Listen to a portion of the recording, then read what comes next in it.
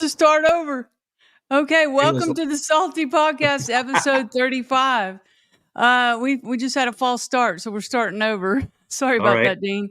Go ahead. This is episode 35, and welcome back. Tonight's guest is Dean Porter of sailing vessel BseaChamp and Island Packet 35, and he is currently living in Portland, Oregon, and his boat is in El Salvador. So, sorry, Dean, I'm gonna have to ask you to repeat that. You want to explain the name of your boat? Yeah, I worked for a company in Canada. It was a Fortune 500 company, and I was a salesman. And we always competed against all the other provinces in Canada for top sales. And I always ended up being the top salesman in British Columbia most of the time. So my fellow workers nicknamed me the BC Champ, meaning the British Columbia Champ. And then I named my boat, instead of the letter C, I named it SEA, like the ocean or the sea. And that's how I came up with BseaChamp. Okay, and I appreciate you doing that twice. Yeah. That's a That's first. good practice. Yeah. Okay, well, let's just jump into the questions that I have here for you. Since I've interviewed a couple people from the West Coast, well, let's just go ahead and start with Central America and Mexico. Your Okay. boat is currently in El Salvador. Yes, And correct. I would love to take my boat down there. So tell us a little bit about what initially inspired you to sail from Oregon down to Central America, and how did you prepare for such a long voyage? Ooh, that's an interesting question. So I kind of got into sailing just 4 years before I left. I always wanted to sail. It started by reading the book The Dove, which I don't know if many people have read that book, about it's a young man that takes his dad's sailboat and he goes to Hawaii. And I read that book and was always intrigued as a young kid. And then, 40, 50 years later, I got, oh, that's a good idea. I Robin should get it. was Yeah, what, Robin. Yeah, yeah.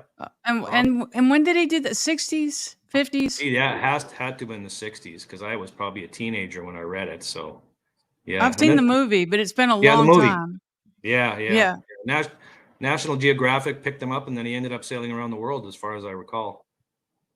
Yeah, and just a comment about that. I remember in the movie he stopped and met a girl and he was having a good time, relaxing, enjoying, and his dad came out there and said, didn't he say, "You need to get moving"? Or was that Yeah, yeah, that yeah.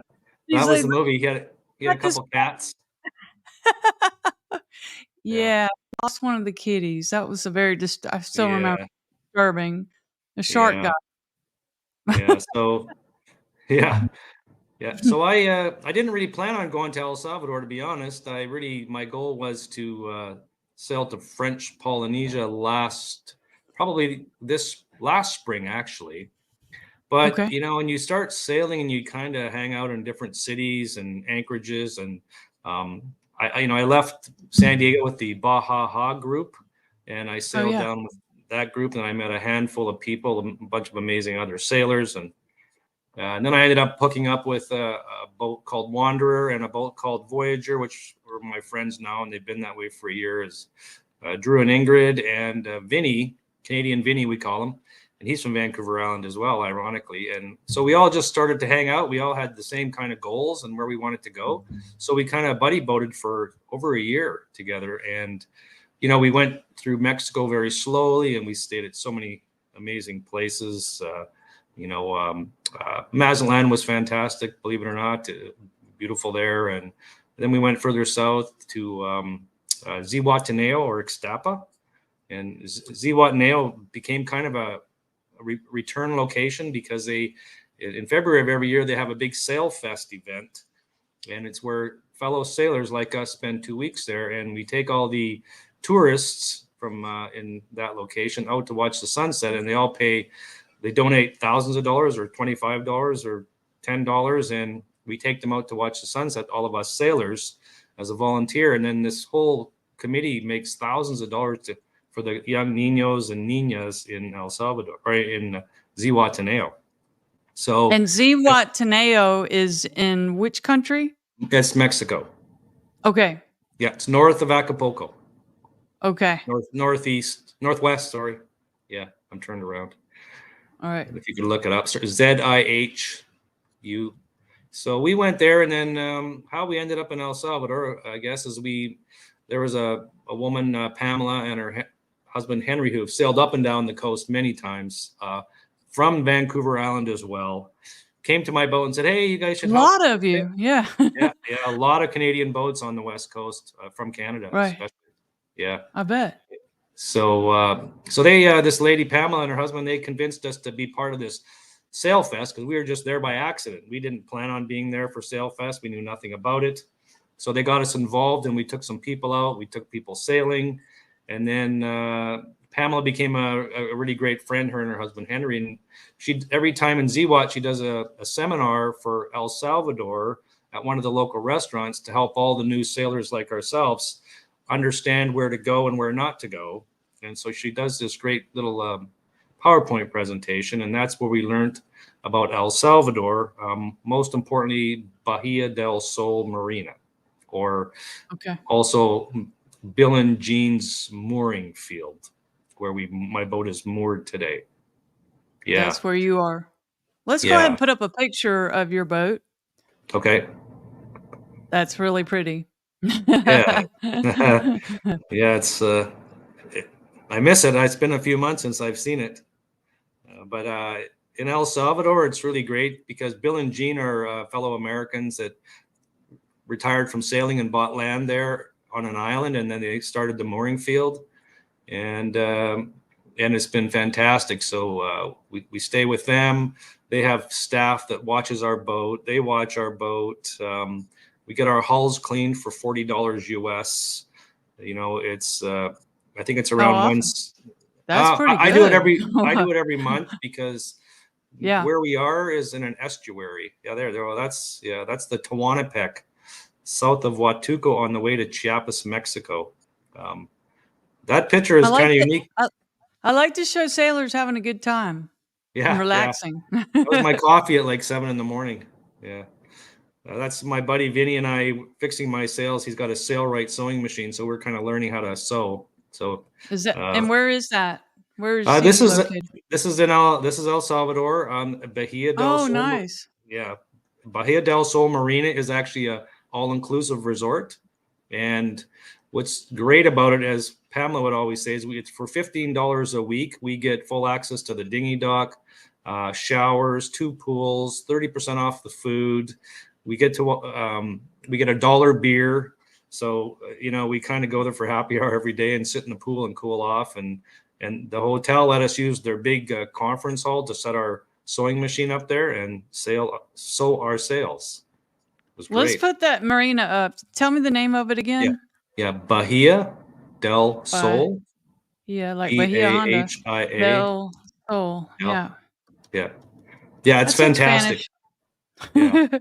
Marina. Okay. Espanol, I'm going to put that up because this is info that people want to know.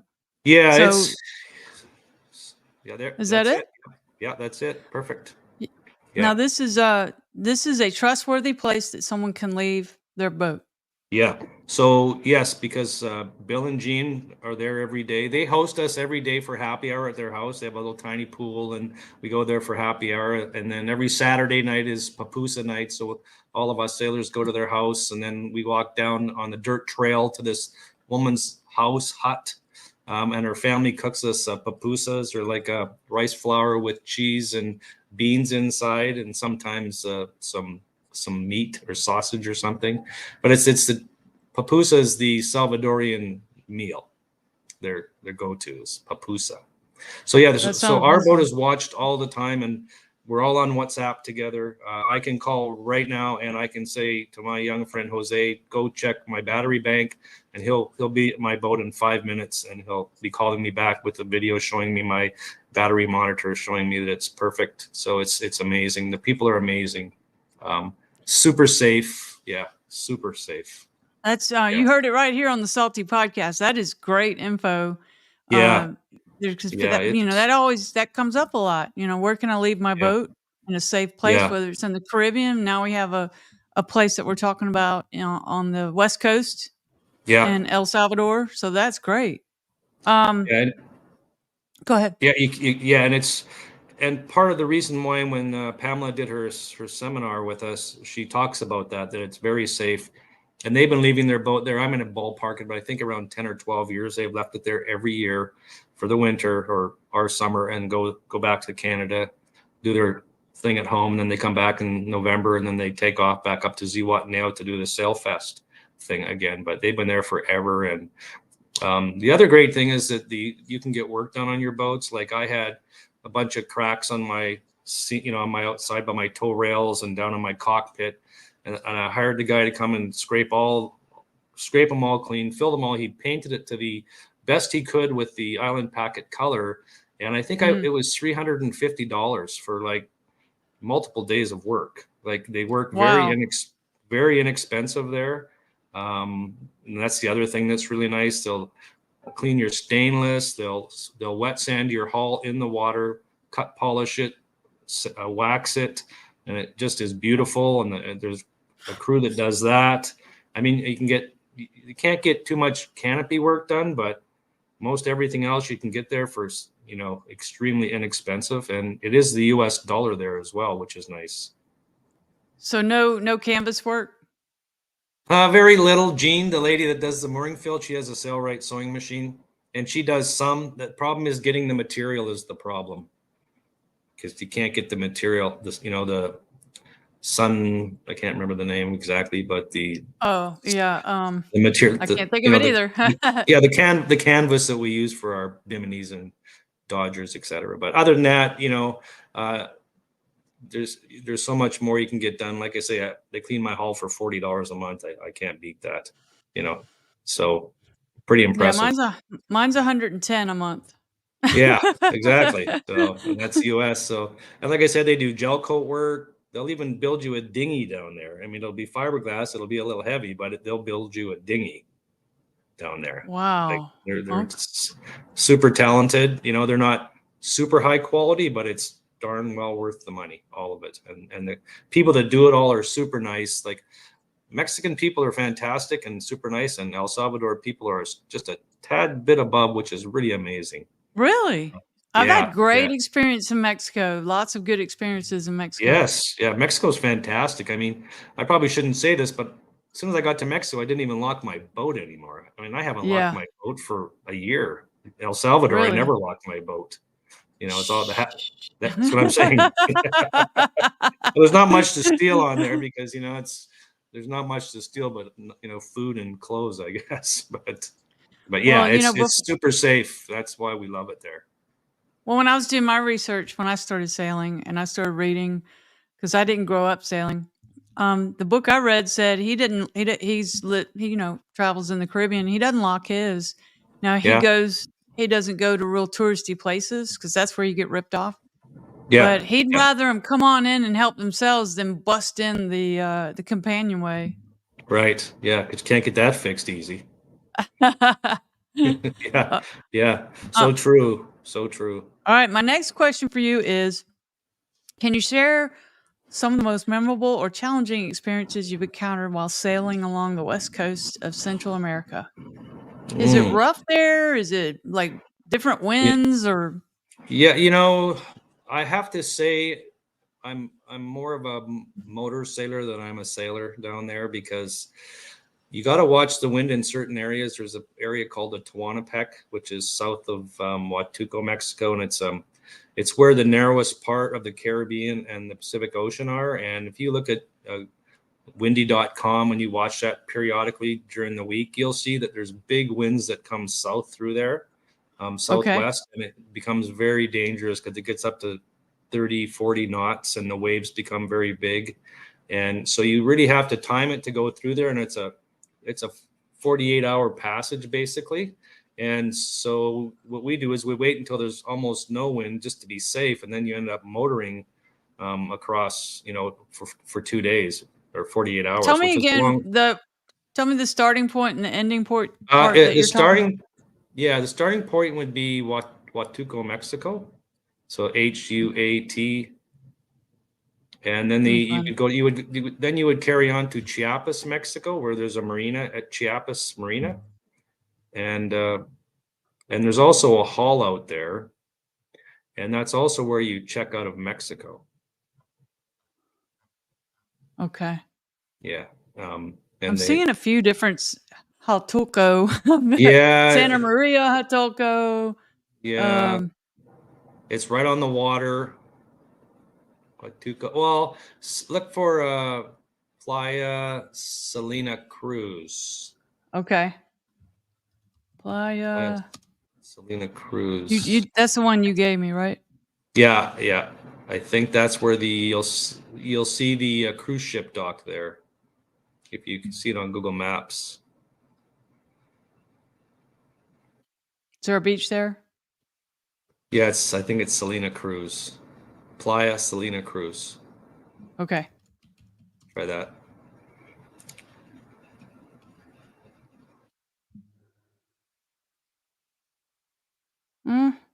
Not sure I'm finding it. These are all new Hey, hang on a places sec. to me. So Is it okay for me to touch my Google Maps and look? Won't lose you, will I? yeah, and you have a little present button. You should have a little present button down there Oh, at the I see. bottom. Yeah. Okay. What do I do So with maybe that? you can. Well, once you find it, then you can try to present it. I'm gonna try to find it in the meantime. Let me pull up this first anchorage you talked about.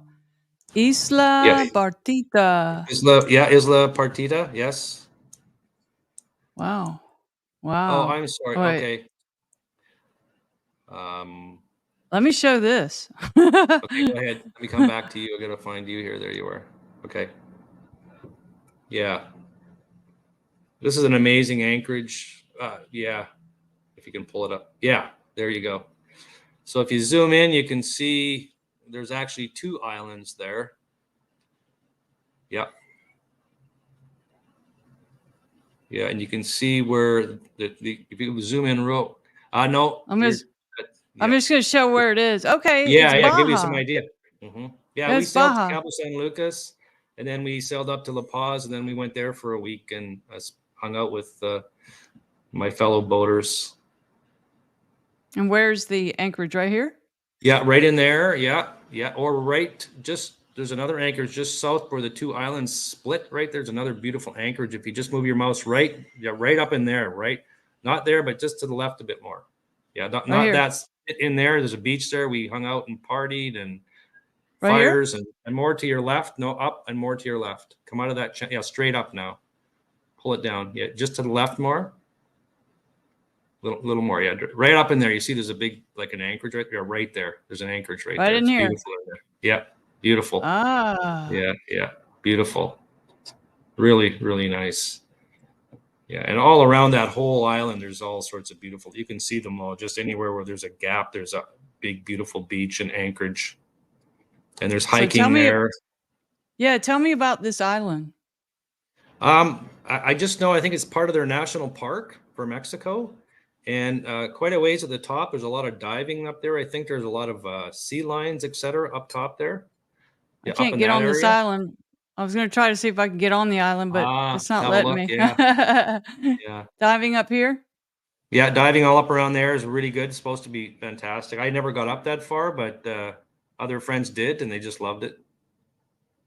And also, that's kind of the same area where you can go swimming with the whale sharks, is in La Paz area. In this area. Now, how long did you stay here? We stayed there a week. Yeah. Wow. Tell me about it. How was that experience? That was, well, we were all so green. There was four of us boats, and I have to do a shout out to Wanderer and Voyager and Pepper.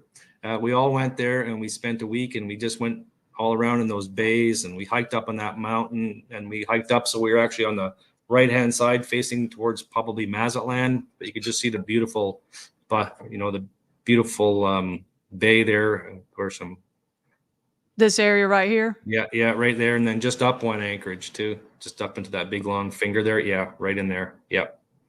So Yeah. is there vegetation on this island? Because it's not really showing me anything. No, it's Is kind it- of brown and desolate. Yeah, rocks. Yeah, No it's not trees. like the Pacific Northwest where you have trees and mountains. Right. It's kind of deserty, but But the water beautiful is water. warm. Yeah, beautiful water. Yeah, we Okay, snorkeled there a lot. Yeah, it was great. so And I had asked Dean to come up with 2 of his favorite anchorages in this area, and this was one of them, Isla Partida. Partita, see. But D is pronounced a little different. But Yeah. well, I may not be in El Salvador. I took Spanish in high school. Oh, I'm learning on Duolingo, and I'm still a real beginner. Yeah, me too. Yeah. When I wish I could immerse myself down there and really because I'll go and I'll get better, and then I come home and then it just kind of gets lost. Yeah, it's hard. I've lost a little bit already being home for 3 months. So this So is in this is La what's Paz, which is La Gulf of Paz. California. Yeah, the Gulf of California. It's also the gosh, I can't believe I can't think of the name right now. There's another name for it too.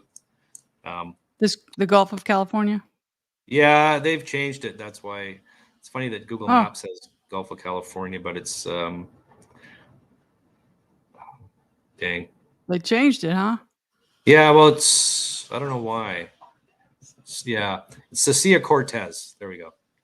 Okay, I have heard that. Okay. Yeah. This is the Sea of Cortez, all up in there, all the way up in. You'll see Laredo up there on your left, and then Rocky Point up on your right, and there's all sorts of anchorages all along both sides. It's beautiful, beautiful. So there's lots of anchorages all along the shores of this Sea of Cortez.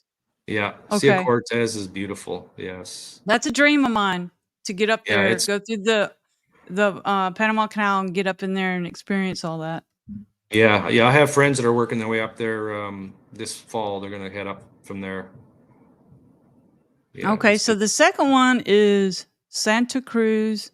Actually, it's Playa. I have it right here. It's La Inda. Yeah, Playa La India, which is, if you Google Bahia de Santa Cruz, so Bahia de Santa Cruz, you'll see. Is this it? There it is. Yeah. Yes. Whoa. Yeah. Where did you go? All right, let's see where this is. Yeah, there's where Huatuco. There you go. Okay. So, so you see that narrow spot to your right? Yeah. There you go. You found it. So that beach, we were sitting there one night, having a fire, cooking some mahi, and all of a sudden we felt something in our feet. It was a bunch of baby turtles coming out of their shells, out of their nest, running right underneath our feet while we were all sitting there. And all these beaches are very steep, like the one, and it's just full of turtles. In the morning, you can see them coming back down the sandy beach, and you can see the tracks of them going up. It's very active with turtles. There's so many turtles down there. It's spectacular. Of course, dolphins as well, but the turtles are pretty cool. How far in here can you get on your boat? I can go right into that little bay. I can be like 30 feet offshore. It's like right here? 10 feet deep, right? Yep, right in there. Yeah, I've anchored right in there. Oh my gosh. Yeah, right in there. And it's actually all roped off closer to those rocks on both sides, so you can snorkel in there. It's beautiful snorkeling. Yeah. So it must be a park. It is a park. All the bays in Huatuco area are all parks. Yes, and they are all the tourist boats go there all week long, every day, and they take all the tourists out and they go to that bay and another bay, and there's like 4 bays they all go to, and then all the people swim. So you can see all the bays along there. There's quite a few. Yeah. Very beautiful in there.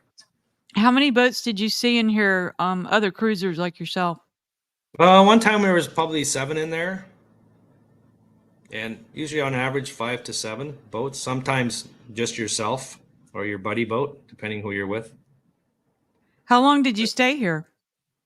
I stayed there probably a month and a half because we just went from bay to bay. Oh my gosh. Yeah, and we go back to town to get groceries because it's downtown Huatuco is very amazing with a huge grocery store and, access for the dinghies in the marina.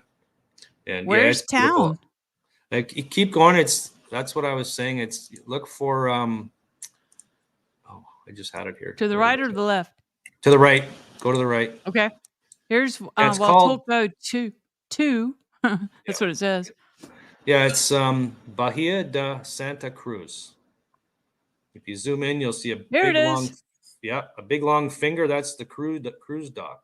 Yeah. Right.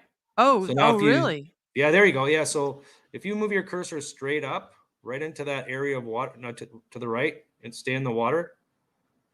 Left, a little bit. Yeah, go right to the next to the finger there on the right of the finger, the big cruise ship finger there. Yeah. Yeah, so that's right in there. You can anchor right in there. That's where I anchored for. There you go. There's a bunch of boats. Yep. Oh my gosh. Yeah, that's all the local boats for fishing, but you can get about 3 sailboats right in there, right where the sign says sushi bar, which I don't know Yeah. why it What? says Why that is there right a there. sushi bar in the That's water? probably Did they I bring? anchored probably right there, but that wasn't my sushi bar. Did a boat bring you sushi?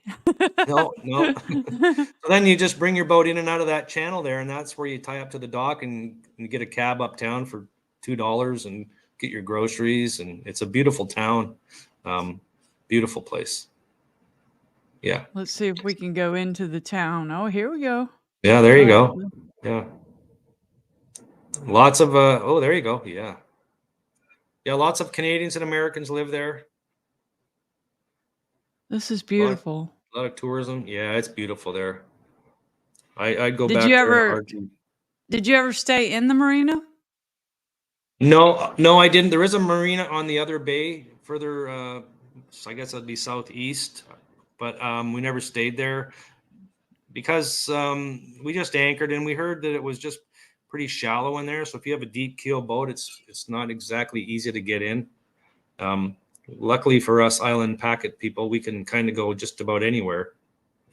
But I didn't want to go in. Here is deep, but you can't take your boat in there. That's just where the dinghy goes, where you're looking right now. And there's a fuel Okay. dock right there. So we did fuel dock by fuel jugs. We'd load up our dinghy with our fuel tanks and go fill up and then dump them in our boats. Yeah. Yeah, there's the dinghy dock, those 2 big fingers sticking out there. But all those other boats are pangas, fishing pangas. That's all fishing pangas. It's crazy how many fishing pangas are in there. Yeah. So tell me about this this area. Is it rocky right there? It's sandy and coral closer to the shore. So you got to be a little careful when you anchor. You try to anchor in the sand and then set your anchor that way.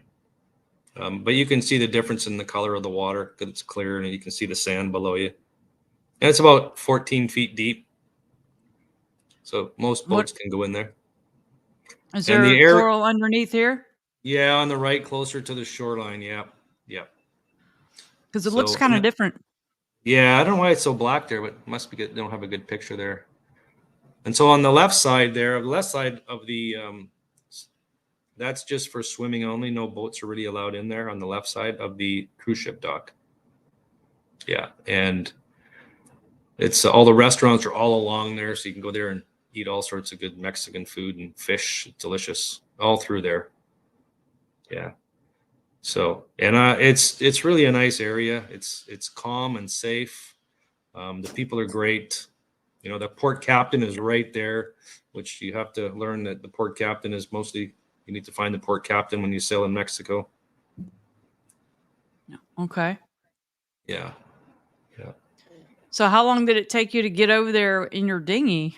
It looks like a Oh, long just a ride. couple minutes. Just a couple minutes. Of course, my dinghy goes about 20 miles an hour, so I'm pretty quick. Oh wow. It's trying to sink on me all the time, but if I go fast enough, I stay above water. What kind of Yeah. dinghy do you have, and what size engine? I have a 9.5 AB with a aluminum Oh, fiberglass hull, and I have a 15 horse Tahatsu that's on there. 15, huh? 15. Wow. Yeah, yeah. I can get anywhere pretty quick. I guess Yeah. so. You're not trapped anywhere. No. So yeah, What is see all around those. here? Yeah, that's where I was. Yeah, that's just all What hillside mountains and trees, and quite nice trees, beautiful. But there's no buildings anywhere on those 2 beaches you have pulled up right now. That's just all sand, and everybody comes there by dinghy or by tour boat or by sailboat or power boat. But yeah, there's no structure in those bays. There's no structures allowed in those bays. All Yeah. right. Is there coral in here too? Yeah, right where your cursor is, all by the rock there. There's coral, big coral in there, and lots of beautiful fish to snorkel, and yeah, it's really nice. And it's all Wow. roped off, so no boats can go in there. That is beautiful. Yeah, All right, let me see what kind of questions I have here for you. all right. How would you say that sailing in Central America differs from sailing in the waters of Oregon? And what adjustments did you have to make? Well, sailing in Oregon is mostly sailing in the Columbia River, which river sailing is a whole challenge in itself because the Columbia River, big as it is about a 3-knot current. So you're always fighting with the current, or either going with the current or fighting into it or tacking into it. So it's pretty narrow, and that's where I raced a lot with my friends on a Beneteau boat. My friends Doug and Bill, and we sailed there, and that's where I kind of learned. But when I left, I've really had no offshore experience. When I left with my boat, I took a couple sailing courses, ASA class, and I did that in Bellingham for a week, north of Seattle, which was no wind. And so we motored around for a week and took our exams and tried to sail when we could. But it really didn't lead me up to what I was getting myself into when I left Astoria and the Columbia Bar. The first night was horrible. It was beautiful evening, sunset, and all of a sudden the winds picked up and the waves picked up, and it was nasty for that night. And I was pretty scared, honestly. We were all pretty scared. But my boat, those boats are good boats, and they keep you alive. And we set the autopilot and aimed for Newport to try to get back close to shore, because I didn't want it. We went quite a way, about 15, 20 miles offshore, which I felt maybe when you realize you got to go back to shore, that's a 4 or 5 hour ride. It's no fun. So we made it in there, and that was tough. So the wind in the water in Oregon is really choppy, windy. It's good, but I realized I was a beginner, and I learned a lot on what to do there, and now I would know better. But once we hit down to like the California water, it was still kind of the same, Northern California, until you get to where Santa Barbara is, and then it seems to warm up and the waters go flat and the wind is rare, and you're mostly motoring, sadly, or motor sailing. And so when we all sailed, the three of us boats, we would always set a speed of 5 knots so we could at least get to where we want to go within a reasonable time, and we'd sail or motor sail, or just motor, depending, because we always wanted to get there before the wind picked up again in case something else happened. You just never know. So we always kind of wanted to get where we were going within a certain time. I'm not sure I can hear you. Oops, sorry about that. Yep, there you are. I hear you. You said but you were on your boat by yourself, but you had the buddy boats. Is that right? Yeah. So myself, I sailed alone, and then my friend Vinny on Voyager, he's sailed alone, and Drew and Ingrid, they were together on their boat. And the three of us mostly spent about a year together, sailing together and traveling together, going to the same locations, which thank goodness, because it was sure nice to have another boat when you're sailing at midnight overnight like we did, which, we always did our 2 or 3 overnighters, and, we always were on the VHF calling each other and checking in every hour and that sort of thing. Making sure someone's still awake. Yeah. Or at least checking your chart plotter, or waking up from their 20-minute nap. So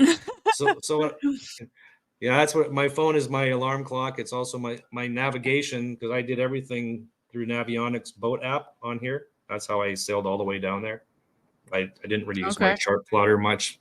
My chart plotter's old, and the Navionics app is just the cat's meow. It's amazing. Yeah. Well, so you stayed enough inshore to get a cell signal.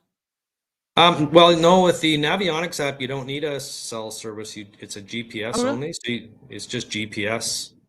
Wow. Yeah. Okay.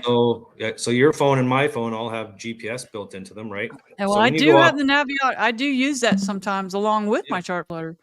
Okay. That's good to know. Yeah, I have a tablet that is also a tablet that can do cell service. So it has a built-in GPS. So I use that all the time for my main navigation, because it gives me a nice big screen, Okay. So even when you're out of cell service, I did notice that my phone did pick up GPS maps when I was in Hawaii years ago, when there was no cell service. So I wasn't sure that worked. And I've been offshore many times, and I didn't know that. Thank you for teaching me that today.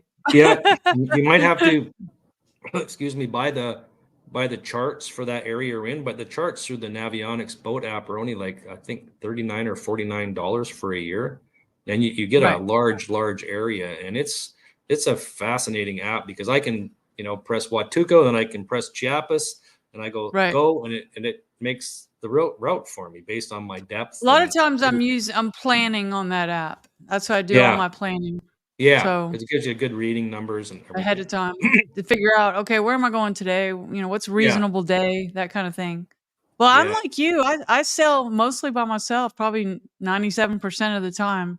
Wow. And I Wow. like Yeah. it. Do you like it? Do you like sailing by yourself? Yeah, it's a crazy thing, but I do. I didn't think I would, but now I do like it, and that's kind of what I prefer. It Yeah. just gives me that peace of mind, and it's just relaxing, and I'm just all alone, and it's kind of intriguing. I don't know how else to describe it, but I sure like it. Yeah, I like it. You know. Well, when I was learning, and I'm still learning, but I took the classes and everything, and then really when the rubber meets the road is when you get out there and start adjusting the sails for whatever wind, whatever conditions. And I found that when I was by myself and not a lot of chatter, you know, like, what are you Yeah, going to do now? And I'm like, I don't know. I'm going to figure it out. Here we go. yeah, yeah, yeah, I, yeah. I felt like I'll have my I felt like naps. I And I'll learned more when I was by myself. Yeah, I totally agree. I mean, that's how I really learned how to sail because I really was a beginner, and I still think I am a beginner, to be honest. I mean, there's some people that are so advanced that I don't think I'll ever get there, nor do I want to. But what I do is good enough. I It think gets you're me where I picking it want to. up quick. You're Yeah, making yeah, up for lost time quickly. That's what I've been doing. yeah, yeah. When you're alone, it's as you know, it's all you, and you figure it out real quick. Yeah, That's right. so that's And what I've learned. I've experienced the scary waves too. Yeah, yeah, and they're no fun. So don't really enjoy that. And so Yeah, the one it's not thing the best part of sailing. Some people seem to enjoy it, but to me, it's yeah. not the best part. No, no. It's funny when we were coming down to El Salvador the first time, May of 2023, we were sailing from Chiapas to El Salvador. And boy, that afternoon was 7 in the morning when we woke up and there was no wind. And by about 3 in the afternoon, by the time we got there, I never seen my sailboat go as fast as it went, How on the fast did it beam. go? And I was averaging about 7 knots. Yeah. I was just ripping it, and it was hilarious because I felt weird because I had to steer now and really pay attention because 7 knots doesn't sound fast, but on the water it's pretty darn fast, Sure.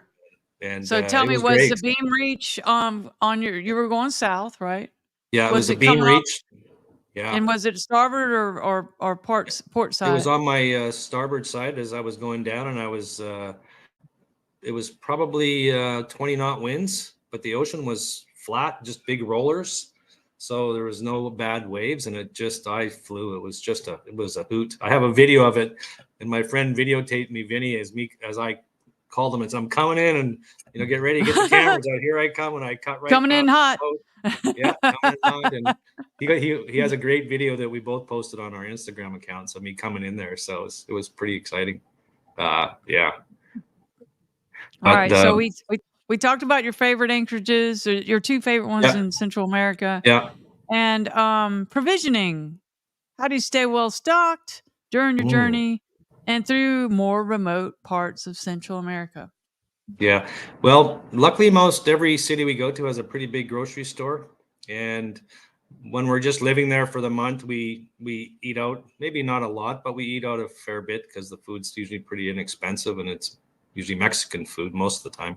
And Yeah. then, when we're traveling to go offshore to go to the next city or country, we load up 2 days before we go to the grocery store and kind of fill up our fridge with meat and sandwich meat and these things easy to make while you're sailing solo. And so we go to the store and just get our eggs and cheese and ham and bread and all the condiments and some beer maybe, because Maybe. that's pretty important. A lot of beer and Do wine. you find that you eat less or more on did you how did you do, like, did you find like you ate less on this trip? Yeah, Yeah. I've ate way less because it's also so hot and the humidity Yeah. is really the humidity is not your friend down there. It's pretty humid, which I had no idea when I got there, but it's I've never been in humidity because on the West Coast there isn't any. When you get down there, all of a sudden, whoa, it's like you get up at 8 o'clock and you're sweating already. It's just hot, It's and intense. yeah, it is, really is. And of course, we don't have air conditioning, a few crappy fans, but that's about it. And so yeah, I eat way less. I since I've been home for the last 3 months, I don't know how much I've gained in weight because it's just different. I don't know. It's the sweating, I think, helps keep you slim and healthier, and you come home and you Yeah. eat all the Sweat makes you look younger. yeah, exactly. So yeah, I eat way less. I've gained weight since I've been home, and I've actually noticed it. I'm like, wow, that's weird because I'm eating the same, I think, really, but I guess I'm not. Well, you're also moving around a lot. On a boat, you're using a lot of Yeah, muscles because the boat's yeah, always moving. yeah. Um, Always moving, always moving. You're right. when are you gonna be going back to the boat? My plan is to leave here around the 15th to the 17th of September. So about a month from Wow. now. Yeah, pretty soon. Are you Yeah. excited? I'm very excited. Yeah. This is the first time I've been away from my boat in a year and 9 months. So I didn't go home last year. I just stayed in El Salvador. I lived there all summer long in the marina, moorage. And Sweating it this out. year, yeah, sweating it out, sweating it out. But I didn't really want to come home yet. I just was enjoying I had quit my job and left 4 days later. So I quit my job, got on the boat and left. So this is the first time I've been home unemployed in America since I left. So it's been kind of weird. Well, you're But going back, so you must be doing something right. yeah, I'm going back. I'm all excited to go back. And yeah, it's all my local sailing friends because, the sailing community becomes very tight knit and you meet a lot of great people. So I can't wait to see some of my friends. Are they still down there? Very few are. A couple friends are at the marina because they work from the boat. One of them, she teaches English as a second language, so she's at the marina. She's been there all summer, and she was there all last year. So they just leave their boat there and live there. But there's probably only three boat people there, boat people, people with their boats because they're all gone home for the summer. Again, that's what everybody does. They go to El Salvador, tie their boat up, fly home because they have a huge international airport, easy to go anywhere, and that's what everybody does. So Yeah, a lot of slowly, people do that in the Caribbean. They go yeah, home, they fly home, they get it south of wherever the line is for hurricanes, and then they go yeah, home and 10, then come back like in yeah, November. usually the 10-degree line, I guess, is the magic number. So they say, yeah, I think El Salvador is about 11, but it's mostly just lightning and rain at night. There's no big winds there. I mean, it's windy, but not hurricanes, thank goodness.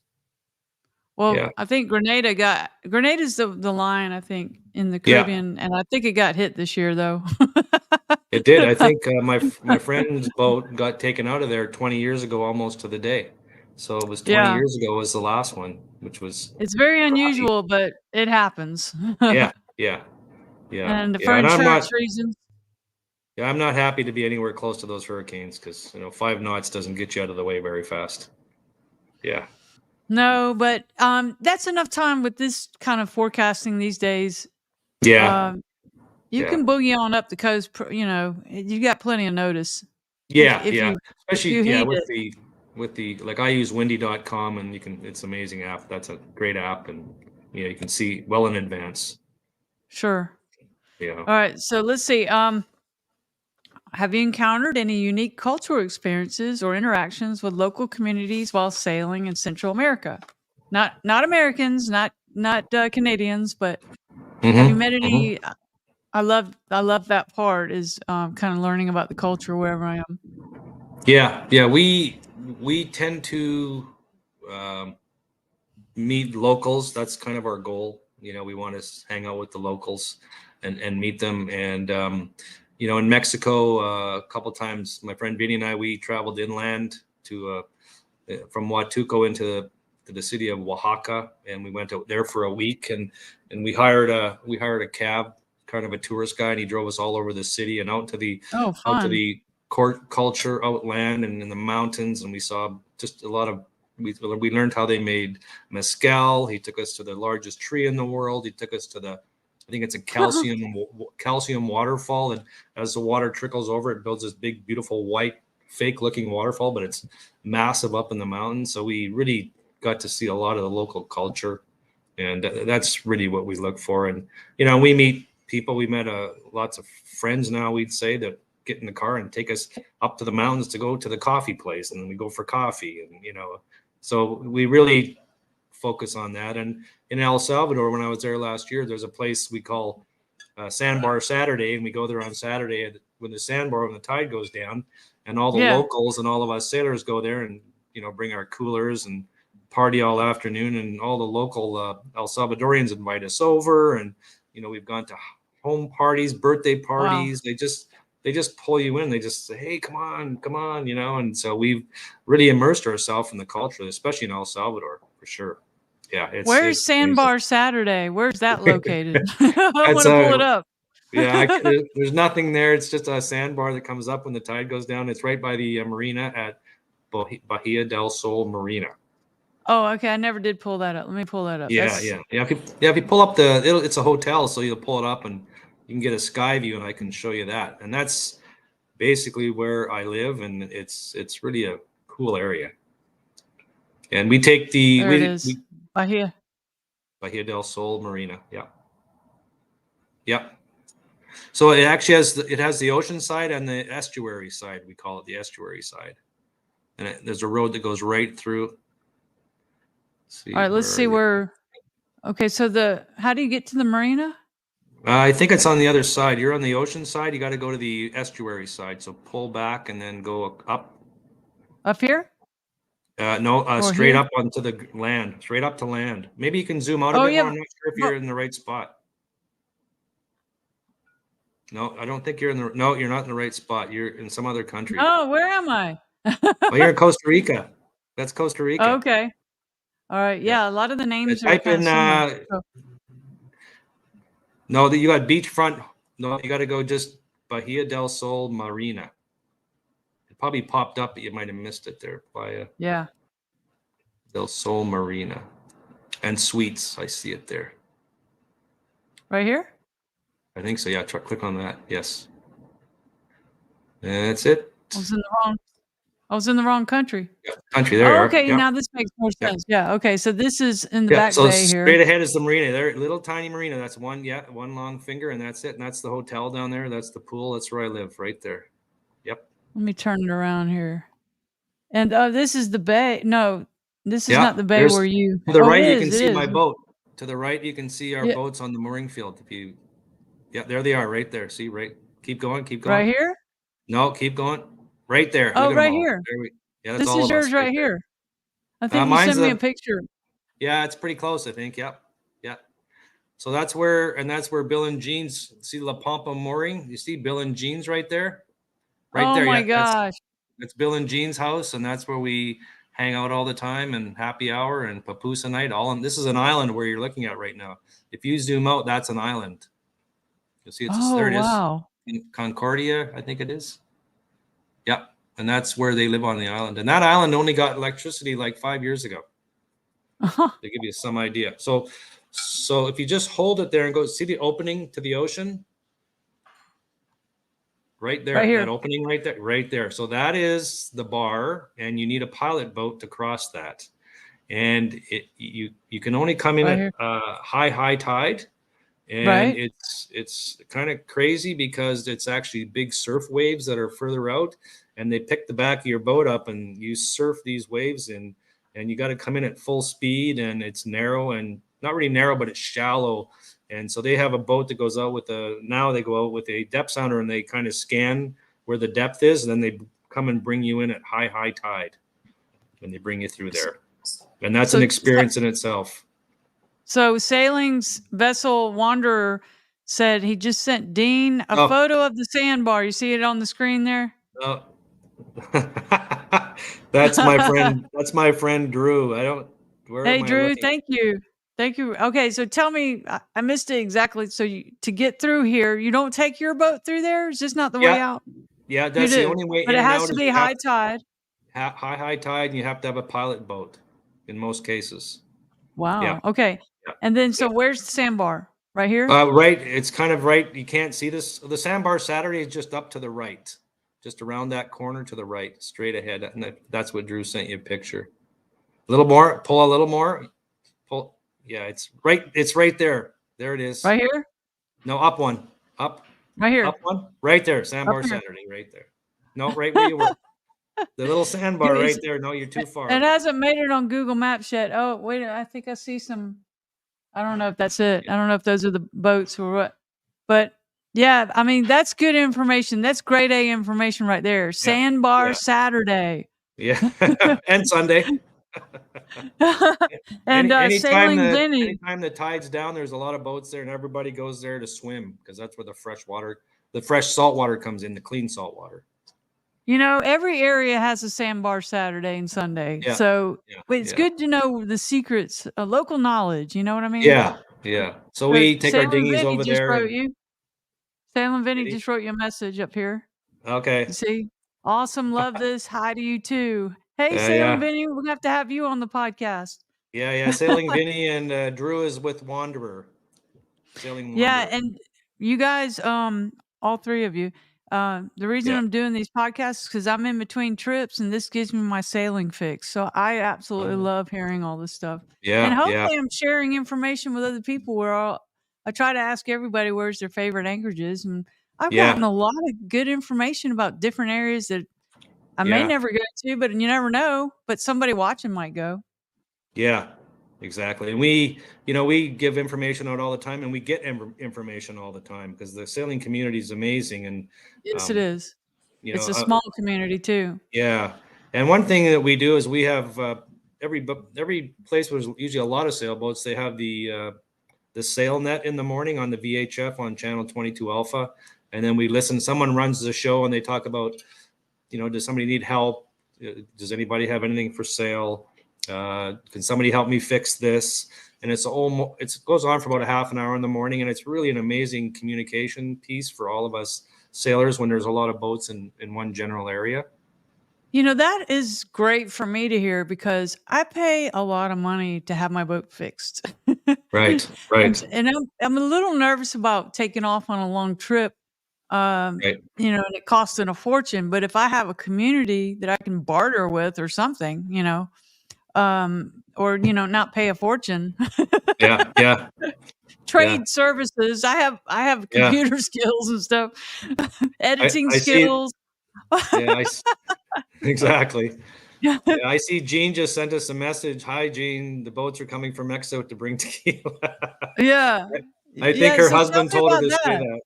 Yeah, tell me about that. The boats come down here and bring to Sandbar Saturday.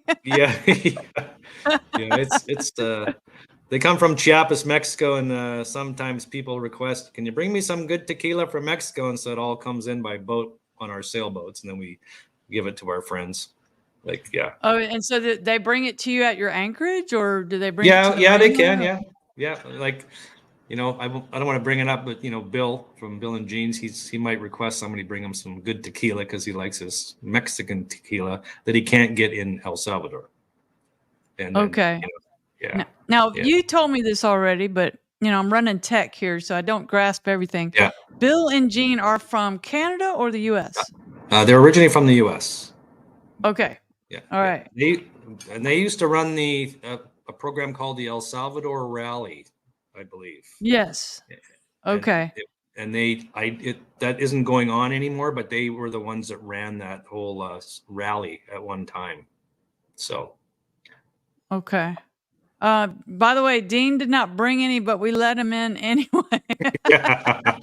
Hey, that's not true. I recall bringing him a bottle, just FYI. Thank you, Gene. Everybody, I love all the questions, by the way. I sent this out to as many people as I could so they could I appreciate that. Everybody, please subscribe, whether you're watching from Facebook or please. They're all watching from YouTube. So I need subscribers. Bring it on. One day I'm going to sail full time and do this podcast. Maybe it'll help me retire. Exactly. Well, you'll eventually run into us then somewhere down the line. Yeah. And my dream is not to necessarily cross the Pacific or the Atlantic unless I just get brave.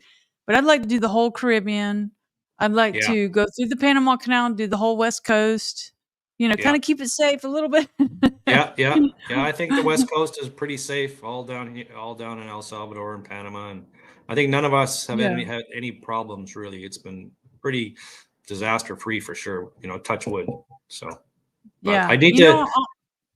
Sorry, go ahead. Go ahead. I was just going to say a little.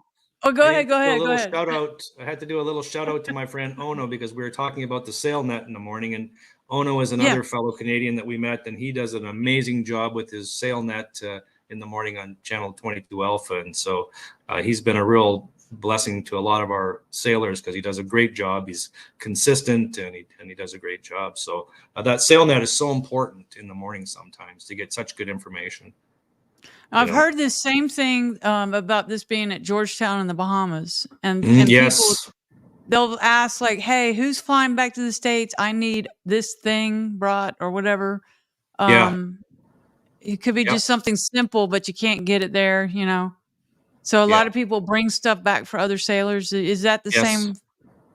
Exactly the same thing, or someone will know what shipping company to use, or somebody might have one on their boat that they give to you, right? Or you buy it for coconuts because we can't buy and sell with cash. We have to save for coconuts, and you change channels, and then you make your purchase. So so it's great because we've shared a lot of products, tools, assistance, all sorts of stuff.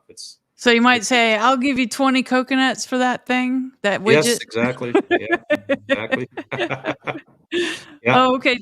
Gene has something else to say here. Dean, we took the prop off your boat, so you can't leave. Oh, that's funny. That's funny. Well, at least I'm glad they could get it off. See, I'm not allowed to leave. That's the other thing. Yeah. Oh, Gene is of Gene and Bill and Gene. From the okay. The Gene. Oh, that's awesome. Okay. Yeah, Gene. And then Sailing Vinny says, "Good one." Gene. Okay. Well, Gene, I'm going to be here someday. That's going to be. I'm going to have to come through the Panama Canal, but because I'm on the Alabama Gulf Coast and I sail all the way to the Keys. I have sailed over to the Bahamas, but I have not been to this area. But I definitely want to do it. So, but we've never been. None of us have been to the Caribbean except our one friend Drew and Ingrid. They're already there now. They're in the Caribbean. Yeah.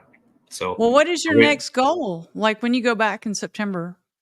Yeah. Well, I think that there's going to be 3 or 4 boats. There's actually, it's ironic. There's about 5 single solo sailor men right now. There's 5 boats in El Salvador at Bahia del Sol, and I think my goal would be probably with my buddies there is we're going to go through Costa Rica slowly, get to see it, go into Panama. I'd really like to go to Colombia, and I'd really like to cross the equator at Ecuador, and then come back up to Panama, and then decide to go through or not. So that's kind of my next 6 months once I get there. Now, and so you think that'll be with your buddies there?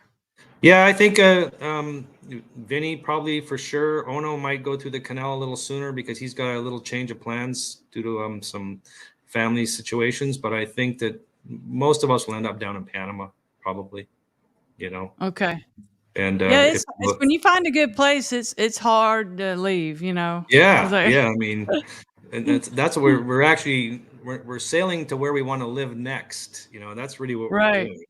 Because everything in Mexico is like is 48-hour sail or 3 days, and then you go somewhere for a month, and it's like pretty nice. I love it. Yeah. So and Sailing Vinny says, talk about the fishing experience. What is he talking about? Oh, he's just talking about whenever we sail, we fish, and we fish all the time for mahi or sailfish or marlin. And a lot of us we only just mostly catch mahi, which is awesome. That's what's on the thumbnail. I included that on the thumbnail. Right. It's a big old wide mouth. Yeah. You were standing on your boat with it? Wasn't that a mahi? Yeah, there's one picture. Yeah, that's actually called a dorado as well. Some countries are dorado. Some it's a mahi. Okay. But delicious eating, fun to catch, just a hoot.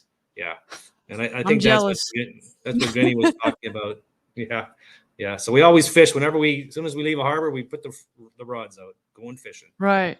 Yeah. Well, that is awesome. So you're going back September. I want to catch up with you again. Do you have Starlink on your boat? Yes, absolutely. Yes, can't go without it. Yeah, it's just Of no need. It's turned off right now, so it'll be turned on when I get down there September. But I have your number too, so we can communicate for sure. Good. Well, Yeah. I just upgraded mine because my I got the couple years ago the $4.99 package. You know, the RV Yeah. package, and the Yeah. $150 a month, that one, and the Gen 2, and so my dish quit working like about a week Oh. ago. And so my guy that works on my boat said, "Well, you know, they're offering for $3.99 at West Marine for $2.99 at West Marine, get a whole new Really? system." I thought Wow. it wasn't good. I mean, it's the Gen 3 dish, the Hmm. cord, which is like $75, and Yeah. a new router, a smaller router. Interesting, because my friend Vinny's boat, who we just talked, his cable failed on us, and he had to get a new cable shipped into Mexico, which was really So I'm ironic. hearing it was probably about $75 plus shipping. Yeah, I think they shipped it for free, I think, because it Oh, was under okay. warranty. Yeah. And Oh, yeah. yeah, Sailing Wanderer and Voyager and myself, we bought ours in La Paz.